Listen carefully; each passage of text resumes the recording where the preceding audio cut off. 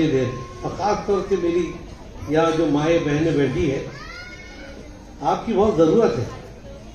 یہ بچپن کی زندگی اصل، یہ بچے کی پہلی اسکول یہ نہیں ہے، آپ کی آغوش ہے.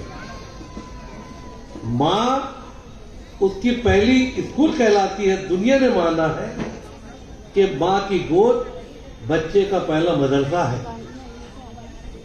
یہاں آنے کے بعد وہ الف ب سیکھتا ہے، لیکن اس کی اصل تربیت آپ کی گود میں، اصل تربیت. میں بارہا اس کو ریپیٹ کرتا ہوں کیونکہ وہ ایسا فارمولا ہے کہ 2 دونی 4 ہے، 4.25 4.25 نہیں ہو سکتا. اس لیے ہم اکثر کہتے ہیں کہ وہ ماں باپ جو معصوم بچوں کے سامنے ایک دوسرے سے جب بات کرتے ہیں تو اس انداز سے کرے کہ بچہ سیکھ رہا ہے. ایک دن کا بچہ جس کو بات کرنے کا شعور نہیں، جس کو پیشاب پاخانے کا شعور نہیں ہے، اللہ کے نبی نے اس کے کان میں اللہ کی ربوبیت اذان پھونکنے کا حکم دیا ہے. سوچئے اس بچے کو کوئی شعور نہیں، اور حضور نے فرمایا اس کے کان میں اذان پکار تو اللہ کی ربوبیت. دنیا نے اپنی اس صدی میں معلوم کیا، سائنسدانوں نے ریسرچ کیا کہ ایک انسان کے پیدا ہونے کے بعد اس کے کان پر پڑے ہوئے پہلے الفاظ وہ اس کی زندگی کی مشعل راہ ہوتے ہیں. اس لیے اللہ کا کرم ہے، ہمارا ایمان کم و بیش ہو سکتا ہے، ہم پہ مصیبتیں ٹوٹ پڑتی ہیں، مصیبتوں کو جھیل سکتے ہیں. کسان جو ہے اس کی فصلیں جل سکتی ہے، ہمارے گھر جلائے جا سکتے ہیں، ہماری دولت لوٹی جا سکتی ہے. اور قوموں کے ساتھ اس طرح کا ہونے کے بعد ہم نے دیکھا کہ وہ اپنے ایمان سے ہٹ جاتے ہیں. لیکن شاید یہ پہلے دن کے کلمات ہیں، شاید تلوار گردن پہ رکھ دو، ہم اپنے ایمان سے نہیں ہٹتے. کئی واقعات ہیں. سورت میں جب فساد ہوا، جلگاؤں کی ایک شاہ برادری کی خاتون، اس کو کچھ لوگوں نے گھیرا، تلوار گردن پہ رکھی اور اس نے کہا کہ ایسا ایسا کہو. اس نے کہا میں سوائے کلمے کی کچھ نہیں کہوں. یہ اس کان پہ پڑے ہوئے الفاظ سمجھ لیا، آپ نے نہیں سکھایا. آپ جیسا بولیں گے ایسے بچے کی زبان ہوتی ہے. اس لیے مادری زبان اس لیے کہا جاتا ہے، اس کو فطری زبان نہیں کہا جاتا، لینگویج آف فادر نہیں کہا جاتا ہے، مدر ٹنگ کہا جاتا ہے، فادر ٹنگ نہیں کہا جاتا. غور کیجیے گا، آپ کا کیا تعلق بچے سے زیادہ؟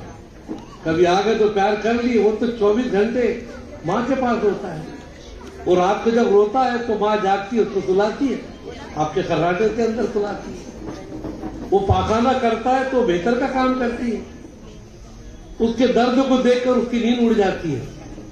ماں کا رشتہ بچے کے ساتھ بہت زیادہ ہے، اور وہی عمر ہے بچے کو تعلیم و تربیت سکھانے کی. آپ اپنے بچوں کو اپنی آغوش میں ایسا تیار کیجیے کہ 4 سال کے بعد یہاں پر آئے تو اس کو کردار اور اخلاق سکھانے کی ضرورت نہ پڑے. وہ ایسا بن کر آئے جیسے کہ غوث اعظم پاک جب سفر میں چلے قافلے کے اندر تو راستے میں ڈاکوؤں نے حملہ کیا، سب سامان لوٹ لیا اور کہا کسی کے پاس کچھ ہو تو حاضر کرو. ایک معصوم بچہ آگے بڑھتا ہے، اپنی بغل سے اشرفیہ نکالتا ہے اور سامنے رکھ دیتا ہے. ڈاکو پوچھتا ہے کہ بھئی میں نے تو تیری جھڑتی نہیں دی، اگر تو نہیں بھی بتاتا تو میں کچھ نہیں کہتا، ایسا کیوں کیا؟ کہنے لگے میری ماں نے مجھ سے کہا بیٹے چاہے گردن کٹ جائے زندگی میں کبھی جھوٹ نہیں بولنا. اس بچے کے اس ادا کو ایک اللہ کے اور ماں کی سکھائی بھی اس چیز کو لے کر کے جب بچے کو سچ بولتے دیکھا، ڈاکو نے تلوار رکھ دیا اور کہا کہ لے کے چلو مجھے، میں بھی اسی دین کو اپنانا چاہتا ہوں جس دین سے تیری ماں تھا. بڑا رول ہے آپ کے قدموں میں جنت بھی نہیں رکھی اللہ نے، ادھر کچھ بھی نہیں ہمارے پھٹکار ہے، دروازہ بھی ٹوٹا پھوٹا ہے ہمارا. آپ کے حوالے ہے پورا. جس گھر میں ماں کی تربیت نہیں وہ خاندان ترقی کرتا ہے. کیا کرتے آپ پر بہت ذمہ داری ہے, ٹیچر سے زیادہ میں آپ پر ذمہ داری ہے. آپ کی سائیکولوجی یا آپ کے بچے کی سائیکولوجی آپ ہی سمجھتے ہیں.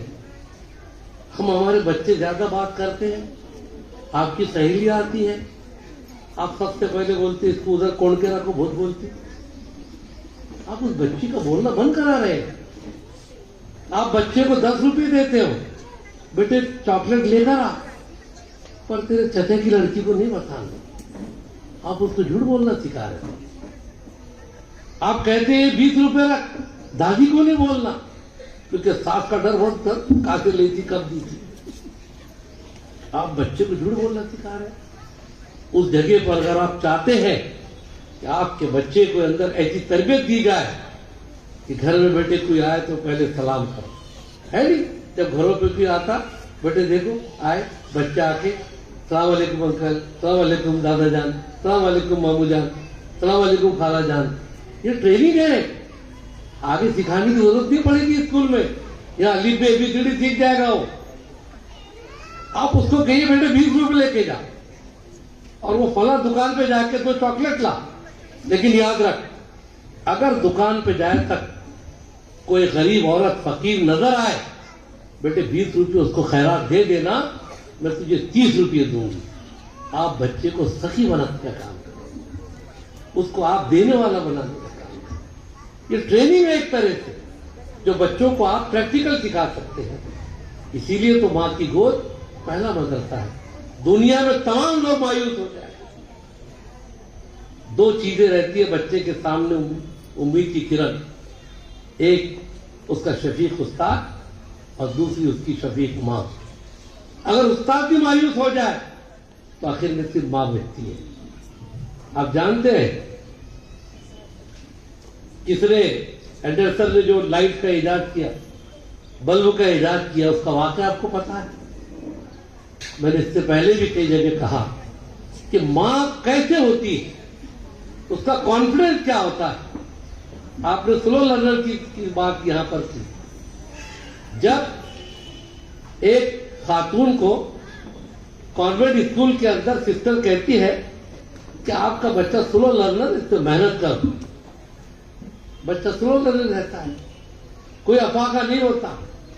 آخر کو ایک دن سسٹر کہتی ہے آپ کے بچے کو یہاں سے نکال لو, یہ اور بچوں کی برابری میں پڑھ نہیں پا رہا ہے, اس کو یہاں سے نکال لو. اس کی ماں جو ہے وہ لیٹر کو سنبھال کے رکھتی ہے. سسٹر کہتی ہے کہ your son is a slow learner, he can go ahead, کہ آگے پڑھ نہیں. وہ پاکٹ لے کے چلی جاتی ہے. ایک دن جب دنیا کے اندر نوبل پرائز ڈسٹریبیوٹ ہوتے ہیں تو وہاں پر بلب ایجاد کرنے والے اس سائنٹسٹ کو نوبل پرسکار دیا جاتا ہے. خوشی سے جھوم اٹھتا ہے, خوشی سے جھوم اٹھتا ہے, اور اس پہ انعامات اور اکرام اتنے ہوتے ہیں کہ گھر پر آ کر وہ سب جمع کر کے رکھتا ہے. اچانک ایک پرانی بیگ میں اس پہ لفافہ نظر آتا ہے. وہ لفافے کو دیکھ کر کھولتا ہے. جب کھول کر پڑھتا ہے تو لکھا ہے کہ your son is a slow learner, he cannot study ahead, اس کا اسکول سے نام نکال لو. اس کی آنکھ میں آنسو آتے ہیں. وہ کہتا ہے میری ماں نے مجھے اسکول میں سے نکال کر یہ کہا تھا کہ بیٹے یہ اسکول کا اسٹینڈرڈ تیرے لائق نہیں ہے, میں تجھے اس سے اچھا پڑھاؤں گی. اس سائنٹسٹ کی ماں نے اس سلو لرنر کو نوبل پرائز دلایا. یہ آپ کی طاقت ہے, اس لیے آپ کے قدموں کے نیچے جمنا. حضور کے پاس ایک صحابی آئے, کہنے لگے حضور میں نے اپنی ماں کی بہت محنت, خدمت, پیر دبائے, کپڑے پہنائے, کاندھے پہ رکھ کر حج کرایا, خوب جو ہے تو یہ کیا میں نے جتنا کوئی دنیا میں نہیں کر سکتا. کیا میں نے اپنی ماں کی محبت کا, اس کی قربانی کا کوئی حق ادا کیا؟ آپ نے فرمایا فلاں فلاں, یاد رکھ تیری ماں نے اپنے رحم میں تجھے جتنے مہینے رکھا اس کے ایک پل کا بدلہ بھی تو نے ادا نہیں کیا. اتنی بڑی قربانیاں. تو میرے عظیم ماؤں بہنوں، آپ پر بہت زیادہ ذمہ داری ہے.